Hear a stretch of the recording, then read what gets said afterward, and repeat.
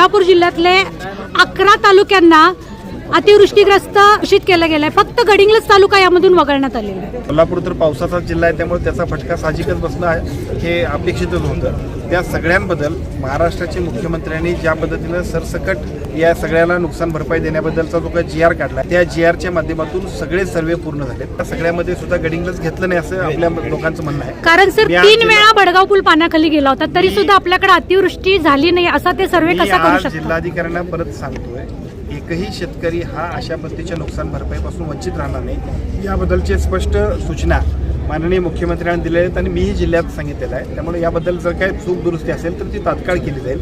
परंतु पाऊस अतिवृष्टी सदृश्यच पडायला पाहिजे असं मागणं नाही. ज्या ज्या पावसानं नुकसान झाले त्या सगळ्याबद्दल सुद्धा आम्ही निर्णय घेतलेला आहे. त्यामुळे मला असं वाटतं की जर यात चुकीनं राहून गेला असेल, अन्य काय असेल तर तात्काळ त्याच्याबद्दल आपण जिल्हाधिकाऱ्यांना आदेश देतो.